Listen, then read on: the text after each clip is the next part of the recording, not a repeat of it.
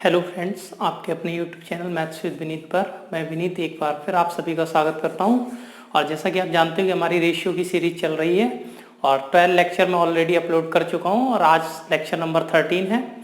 तो अगर आपको ये लेक्चर पसंद आ रहे हैं तो प्लीज़ चैनल सब्सक्राइब करें और शेयर करें ताकि जिससे कि ज़्यादा से ज़्यादा लोगों के पास ये पहुँचे और थोड़ा सा चैनल प्रमोट हो। तो आज लेक्चर नंबर 13 में हम देख लेते हैं कुछ जो एडवांस लेवल की सीट है मैंने बताया था वो मैं सॉल्व करा रहा था। तो फ्रेंड्स बिना देरी किए हुए चलिए आइए आज का क्वेश्चन देख लेते हैं। जैसा कि क्वेश्चन आपकी स्क्रीन पे दे रखा है, एक बार मैं रीड कर दे रहा हूँ कि एबीसी के पिछले वर्ष की आयों में 3:4:5 का अनुपात था। जो लास्ट ईयर का रेशियो था एबीसी की आय का वो दे रखा था फ्रेंड्स 3:4:5। ओके, फिर उसने बोला है ये पिछले वर्ष तथा इस वर्ष की व्यक्तिगत आयों का अनुपात, मतलब लास्ट ईयर और करेंट ईयर, ठीक है, इनका अनुपात दे रखा है 4:5 और इसका दे रखा है फिर से लास्ट करंट, मतलब ये ए का हो गया, ये बी का दे रखा है 2-3 और फिर दे रखा है लास्ट और करंट मतलब पिछले वर्ष और अब, ठीक है। तो लास्ट का मतलब पिछला वर्ष को डिनोट कर रहा है लास्ट ईयर और फिर दे रखा है 3:4, ठीक है। बाकी उसने पूछा है यदि इनकी वर्तमान आयु का अनुपात 78,800 हो तो ए की वर्तमान आयु ज्ञात करो, ठीक है। तो फ्रेंड्स ये एल को मैंने पिछला वर्ष लिखा है मतलब लास्ट ईयर, करेंट का मतलब अब। तो उसने दिया था कि लास्ट ईयर पहले एबीसी का अनुपात 3:4:5 था, अब इनकी व्यक्तिगत मतलब ए की लास्ट ईयर ये है और करेंट ईयर में ये है, लास्ट ईयर बी की ये करेंट ईयर में ये है, सी की लास्ट ईयर ये करेंट ईयर अब ये अनुपात है। और कह रहा है इन तीनों की आयु का जो योग है, आयु का जो सम दे रखा है वो दे रखा है 78,800। तो फिर तुमने बताना है ए की वर्तमान आयु कितनी है। उसने पूछे ए की वर्तमान, तो टोटल कितना दे रखा है फ्रेंड्स, इधर कहीं लिख दे रहा हूं मैं 7888, ये टोटल दे रखा है, ठीक है। तो देखो समझ लेते हैं, आप जानते हो ये लास्ट ईयर का है, यहां पर भी लास्ट ईयर का है, लेकिन लास्ट ईयर का करंट ईयर से रेशियो है। तो अगर मैं किसी तरीके से लास्ट ईयर का इससे कंपेयर करा दूं तो जिस रेस्पेक्ट में ये बढ़ेगा उसी रेस्पेक्ट में करंट वाला बढ़ जाएगा और करंट का सम हमें ये दे रखा है। तो देखो जैसे कि मुझे मालूम है कि यहां से लास्ट ईयर 4 है, यहां से 2 है, यहां से 3 है, तो 4, 2, 3 का फ्रेंड्स एलसीएम कितना होगा, 4, 2, 3 का एलसीएम, तो आप बोलोगे 12 से मैं ऊपर मल्टीप्लाई कर दूंगा। क्यों कर रहा हूं मैं, रीजन बता रहा हूं, क्योंकि अगर मैं 4 को अभी यहाँ 3 से कंपेयर करूंगा तो इजिली हो नहीं पाएगा, ठीक है, पॉइंट में वैल्यू आ जाएगी। तो मैंने 12 से हर जगह कर दिया मल्टीप्लाई, ठीक है। इसका क्या बेनिफिट मिलेगा, अब जो ये लास्ट ईयर है वो दिख रहा है हमें 36, ये दिख रहा है 48 और ये दिख रहा है 60। तो अब मुझे बताओ जो लास्ट ईयर यहाँ 60 है उसकी वैल्यू यहाँ 4 रेशियो है, तो एक रेशियो कितना हो गया, तो आप बोलोगे 4 ने 36, 9 हो गया। तो जब 4 रेशियो से हमने डिवाइड लगाया तो एक रेशियो आया फ्रेंड हमारे पास 9। इसका मतलब करेंट ईयर में जो 5 रेशियो है वो कितना हो जाएगा, आप बोलोगे 5 ने 45, मतलब करंट ईयर में ये 45 रहा होगा, ठीक है। ऐसे ही अगर मैं कहूंगा कि 2 रेशियो का मान कितना है 48, तो एक रेशियो कितना आ गया 24, तो करंट में ये ए का आ गया और ये बी का लिख दे रहा हूं मैं यहाँ पे। करंट ईयर में बी का कितना रहा होगा, 3 रेशियो है, तो 3 गुणा फ्रेंड 24 कर देंगे, 72 हो गया। ऐसे ही 3 का मान कितना है लास्ट ईयर में 60, इसका मतलब कितना हो जाएगा 1 रेशियो 20, तो 4 रेशियो कितना हो जाएगा फ्रेंड, आप बोलोगे सी का जो करंट ईयर है वो 4 × 20 80 हो गया, ठीक है। करंट ईयर में तो तीनों का सम है, वर्तमान में जो तीनों की जो हमें दे रखा है आय, उसका जो सम है वो दे रखा था 78,800, तो वर्तमान में इन तीनों का सम ये आ गया। तो इनका अगर हम सम देखेंगे आय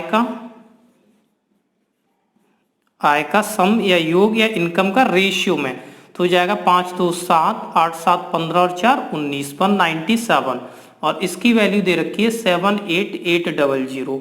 तो आप जानते हो कि देखो अगर मुझे 700 तक जाना है तो ये 3, 4, 7, 28, 4, 28, 2 और 9, 36, हाँ 4 बार पूरा चला जाएगा, ओके फ्रेंड्स, तो जी आप बोलोगे यहाँ से एक रेशियो जो आया हमारा वो आ गया 400, एक रेशियो का मान कितना आ गया 400। जब एक रेशियो 400 है तो उसने कहा था कि एक की वर्तमान या व्यक्तिगत इनकम कितनी है, तो एक की करंट ईयर की इनकम कितनी थी 45। तो आप जानते हो एक की 45 रेशियो है और एक रेशियो 400 है, तो 0 0 4 पंजे 20, 2 4 चुके 16, 18,000। तो फ्रेंड्स इसका आंसर हो जाएगा 18,000। उम्मीद करता हूँ ये क्वेश्चन आपको समझ में आया होगा, इसे जल्दी से नोट करें। नेक्स्ट क्वेश्चन देखते हैं। ठीक है, तो मैं इसे हटा दे रहा हूँ।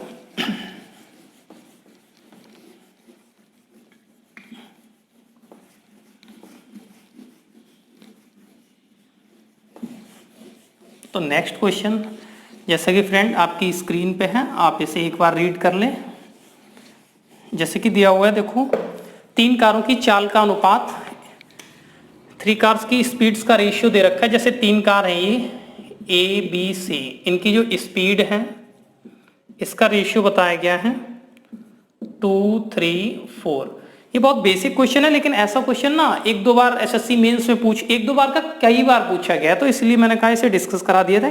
इनकी स्पीड ये है, तो इनके द्वारा लिए गए समय, समान दूरी तय करने में लिए गए समय का अनुपात क्या होगा। तो पूछा what is the ratio of time same distance. अगर मतलब ये सेम डिस्टेंस कवर कर रहे हैं ABC, तो जो इनके टाइम का रेशियो होगा वो क्या होगा, वो ये जानना चाह रहा है। तो आप जानते हो कि जो स्पीड का रेशियो होता है उसका जस्ट उल्टा क्या होता है टाइम का।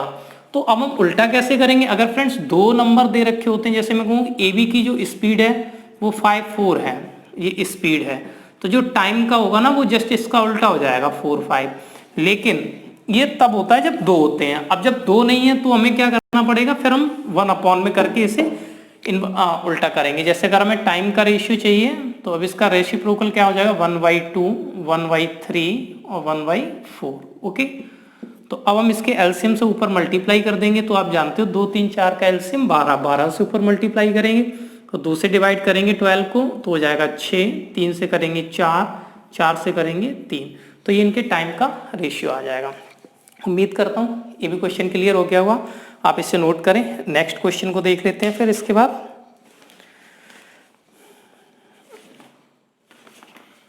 चलिए फ्रेंड, नेक्स्ट क्वेश्चन जैसा कि आपकी स्क्रीन पे है,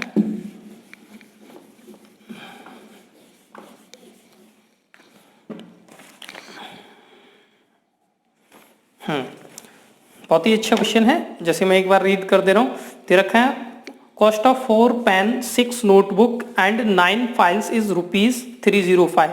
4 पेन 6 नोटबुक और 9 फाइल्स का जो कीमत है वो 305 है। Cost of 3 pens 4 notebook and 2 files is 145 दे रखा है। What is the cost of 5 pen 8 notebooks and 16 file. तो कोई नहीं, देखो फ्रेंड्स ये दे रखा है कि 4 कलम का K लिख दिया मैंने, प्लस 6 नोटबुक N लिख दिया, प्लस 9 फाइल का F लिख दिया। इसकी जो कॉस्ट बताई गई है वो बताई गई है 305। ठीक है, अगर ये वो उतनी जैसे 4 कलम खरीदता है, 6 नोटबुक और 9 फाइल खरीदता है, वो 305 रुपए के उसे मिलते हैं।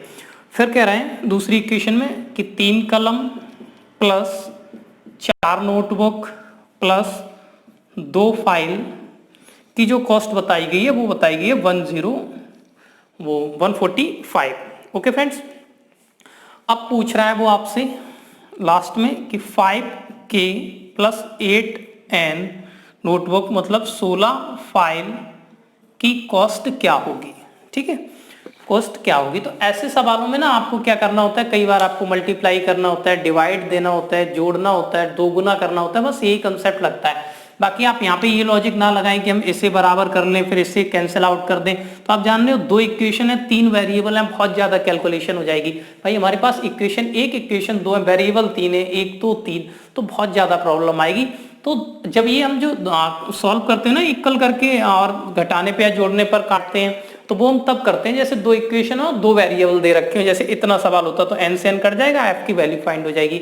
लेकिन इस टाइप के क्वेश्चनों में ऐसे नहीं कर सकते हैं। इसका बहुत बेसिक सिंपल कंसेप्ट होता है, आपको केवल कुछ चीजें ही समझनी होती हैं, या तो डिवाइड लिख के बनना होगा, या मल्टीप्लाई से, या ऐड से, या 2 गुना 3 गुना, बस ये लिमिटेड है।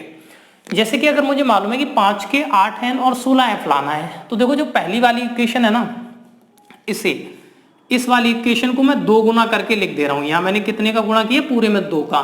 तो आप बोलोगे जी ये हो गया 8k प्लस 6 दूनी 12n प्लस 9 दूनी 18f, और इसका 2 गुना हो जाएगा फ्रेंड्स 610। तो ये वाली जो इक्वेशन है जो मैंने ब्रैकेट में बंद कर रखी है, इससे मैंने 2 टाइम्स कर दिया। भाई जब 4k 6n प्लस 9f 305 की थी, तो अगर हम 2 गुना खरीदेंगे तो आप बोलोगे 610 की आएंगी। अब मुझे बताओ इस वाली इक्वेशन में से अगर मैं ये वाली इक्वेशन माइनस करूं तो 8 के में से 3 के जाएंगे तो आप बोलोगे जी 5 के, 12 में से 4 जाएंगे तो आप बोलोगे जी 8n, और 18 में से 2 जाएंगे तो आप बोलोगे जी 16f। ओके फ्रेंड्स, तो देखा आपने जो पूछा गया वही बन के आ गया। बस 610 में से हमें 145 माइनस करना है। तो 145 माइनस करेंगे, 55 10 65 465, ठीक है। 465 इसकी कॉस्ट रही होगी, ठीक है। तो आप इसे नोट कर लें। इसके बाद जो हम अगला क्वेश्चन है वो डिस्कस करते हैं। मैं इसे रफ कर रहा हूं।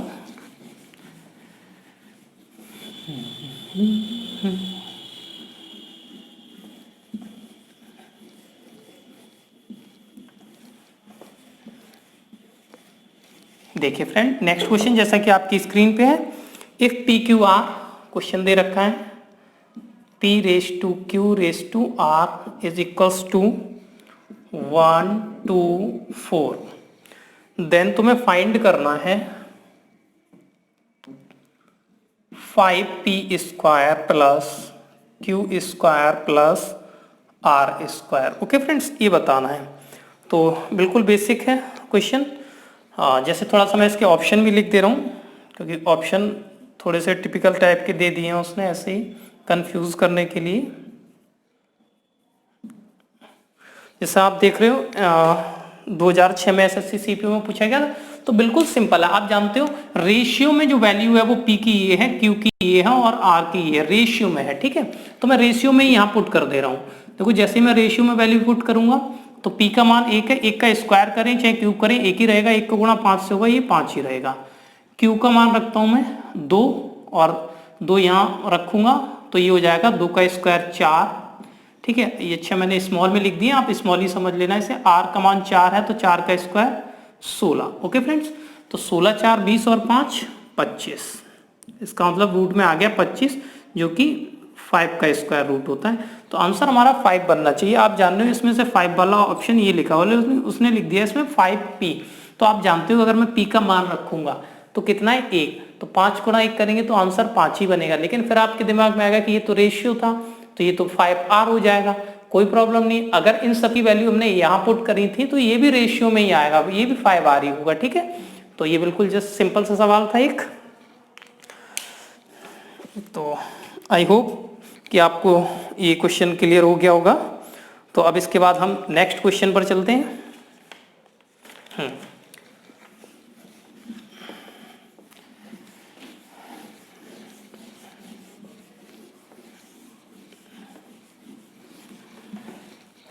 चलिए फ्रेंड, नेक्स्ट क्वेश्चन देख लेते हैं। नेक्स्ट क्वेश्चन ठीक है, अच्छे लेवल का है।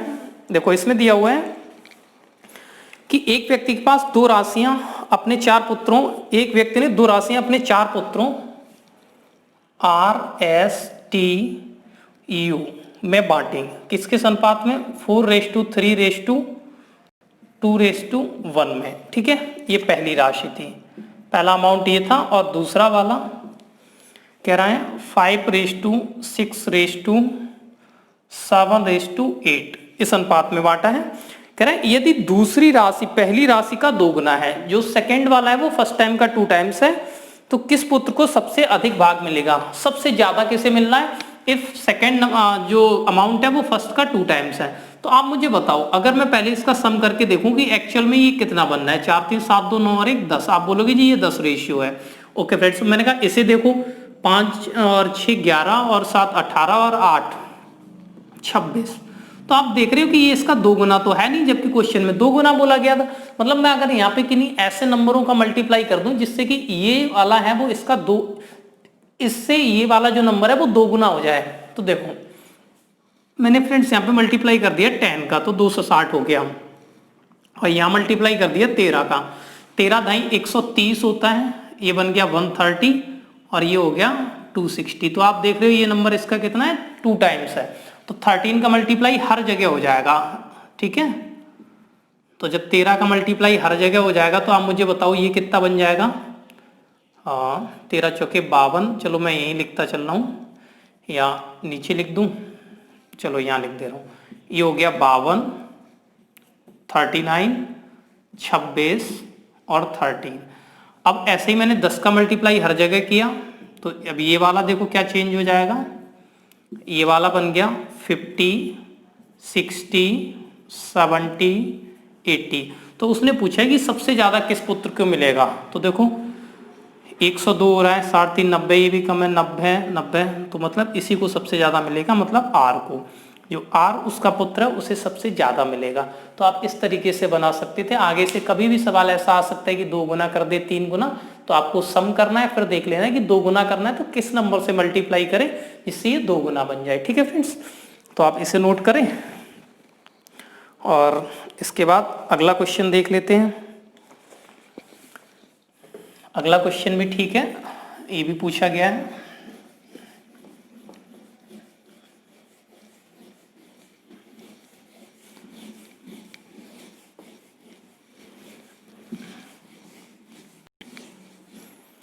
तो फ्रेंड्स अगर हाँ ये क्वेश्चन आपको क्लियर हो गया तो नेक्स्ट क्वेश्चन देखें। नेक्स्ट क्वेश्चन दिया हुआ है, 2 रेलवे स्टेशनों के बीच प्रथम द्वितीय और तृतीय श्रेणी के किराया, मतलब फर्स्ट सेकंड और थर्ड, ये टाइप दे रखे हैं। फर्स्ट क्लास, सेकंड क्लास और थर्ड क्लास का जो किराया है, ठीक है, वो दे रखा है 8:6:3। अब वो कह रहे हैं परंतु बाद में प्रथम श्रेणी के किराए में 1/6 की कमी हो जाती है। तो अब मैं नया रेशियो बना रहा हूं, 1/6 की कमी हो गई। आप मुझे बताओ जब 1/6 की कमी हुई फ्रैक्शन में 1/6 की, तो कितना रह गया होगा 5/6। मतलब जो किराया पहले 8 था वो अब कितना रह गया 5/6। ओके फ्रेंड्स, 1/6 की कमी हो गई। अरे 1 में से 1/6 माइनस कर दोगे तो 5/6 आ जाएगा। ठीक है, ये छोटी सी बात थी, इतना तो आप होशियार हो ही ना। तो 8 का 5/6 हो जाएगा। अब दूसरा वाले के साथ बोला जा रहा है और द्वितीय श्रेणी के किराए में 1/12 भाग की कमी कर दी जाए, तो 1/12 की जा रही है 1/12, तो कितना रह गया होगा 11/12। ठीक है, अब कह रहा है एक वर्ष में प्रथम द्वितीय तृतीय श्रेणी की यात्रियों की संख्या इतनी है। अच्छा, इसमें कोई चेंजमेंट नहीं किया जा रहा तो मैंने इसे ऐसे ही लिख दिया। तो बताओ मुझे, 2 चौके 8 होता है, 2 तिया 6, और ये हो गया 6 दूनी 12 और 3 रहा, 3 2 हटाना है, 6 से ऊपर गुणा कर दो, 5 चौके 20 दूनी 40, और ये 6 से करेंगे 3 33 और 6 3 18। ये बात आप समझ पाए या दोबारा से लिख दूं मैं, बिल्कुल बेसिक। देखो 5 चौके 20/3 आएगा, 11/2 आएगा, तो 6 हटाना है, 3 और 2 हटाना है ना, तो 6 से ऊपर मल्टीप्लाई करेंगे तो 20 गुणा 6 हो जाएगा, 3 से काट दोगे 20 दूनी 40, फिर 6 को काटोगे 2 से तो 3, तो 11 तिया 33 और 6 तिया 18, क्योंकि यहाँ कुछ नीचे है नहीं। ठीक है, तो अब ये हो गया किराया का जो रेशियो है वो ये है। और यात्रियों का जो रेशियो फ्रेंड्स दिया हुआ है, जो पैसेंजर्स हैं वो दिया हुआ है फर्स्ट क्लास में 9, सेकेंड में 12 और थर्ड क्लास में 26। कह रहा है टिकट खिड़की पर एक वर्ष में 1088 रुपए के टिकट जो बिके हैं, 1088 के टिकट बिके, तो प्रथम श्रेणी के यात्रियों ने कुल कितना पे किया है, कितना किराया दिया है। आप मुझे बताओ, मैं सिंपल सा अगर आपसे कहूं कि 40 रुपए किराया है और 9 यात्री जा रहे हैं, तो आप मुझसे बोलोगे 40 गुणा 9 नहीं हो गया टोटल किराया।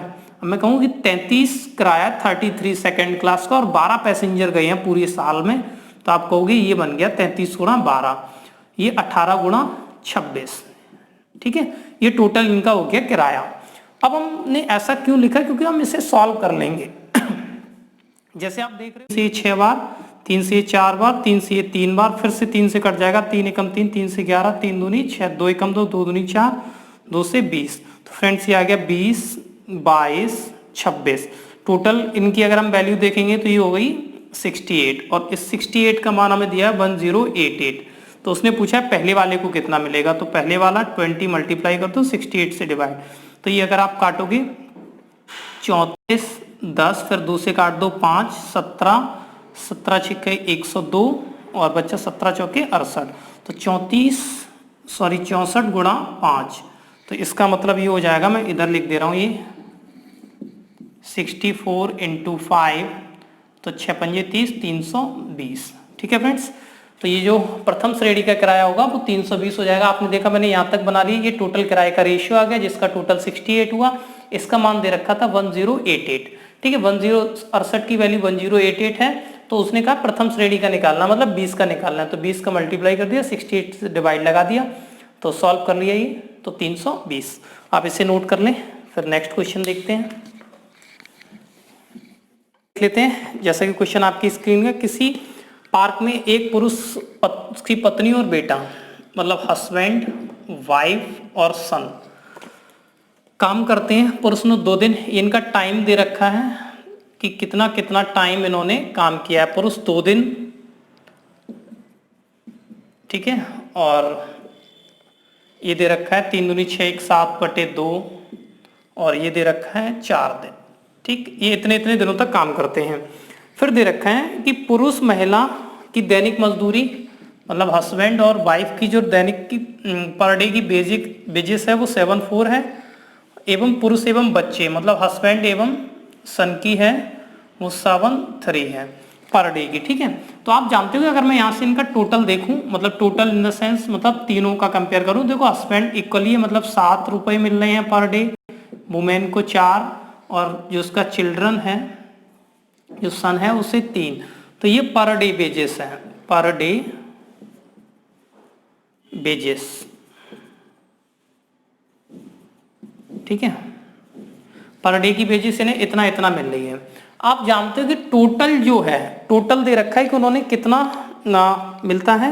कह रहा है यदि उनकी कुल मजदूरी 120 रुपए हो, तो आप जो बताओ मुझे कुल मजदूरी। देखो अगर जो इसका हस्बैंड है या जो ये व्यक्ति है इसे पर डे 7 रुपए मिलते हैं, तो 2 दिन काम किया है इसने 14 मिल गया होगा। जो वाइफ है उसे 7/2 मिलता है, सॉरी 7/2 दिनों तक काम किया है, तो 4 रुपए मिलते हैं पर डे के हिसाब से, तो कितना मिल रहा होगा 14। चलो मैं गुणा करके लिख देता हूँ अगर आपको क्लियर नहीं है। 2 × 7, और ये हो जाएगा 7 × 7/2 × 4, ये हो जाएगा 4 × 3, तो ये 14, ये भी 14 और ये 12, तो ये टोटल आ गया इनका कुल मजदूरी, कुल वेजेस। तो 14 28 और 10 38, 14 ने 28, 10 38 29 40, तो 40 आ गई टोटल रेशियो में, और इसकी वैल्यू बताई गई 120। तो 40 से सॉल्व करेंगे, एक रेशियो कितना आएगा, तो जी आप बोलोगे एक रेशियो आ गया 3। जब एक रेशियो 3 आ गया, मुझे बताओ तो उसने क्या पूछा है, तो पुरुष की दैनिक वेजेस, दैनिक मतलब पर डे की कितनी है। तो देखो फ्रेंड्स पर डे की ये लिखी हुई है 7, मतलब जो उसका हस्बैंड है या इसी को हमने पुरुष मान रखा है क्वेश्चन में, तो 7 × 3 21। अगर आप गलती से यहाँ पुट कर दोगे तो 14 में 28, 14 42 आ जाएगा, लेकिन वो 42 2 दिन की आएगी। तो आप मुझे बताओ एक दिन में कितना मिलेगा 21। ठीक है फ्रेंड्स, तो उम्मीद करता हूँ ये क्वेश्चन क्लियर हो गया होगा। इसे मैं हटा दे रहा हूँ, नेक्स्ट क्वेश्चन देख लेते हैं।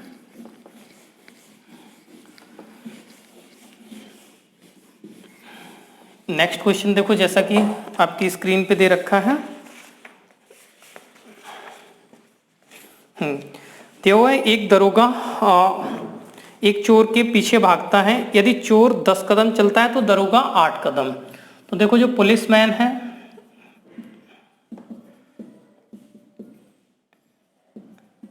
ठीक है, जो पुलिस है और जो थीप है, इनका रेशियो दे रखा है कि अगर चोर 10 कदम चलता है तो दरोगा 8 कदम चलता है। ये 8 तो ये 10, ठीक है, ये स्टेप है कि ये अगर 8 स्टेप तो ये 10 स्टेप। ठीक है, अब क्या दे रखा है इसके बाद, मतलब पुलिस कम चल रहा है, मतलब वो 8 स्टेप चल रहा है लेकिन थीप 10 स्टेप चलता है उतने ही समय में।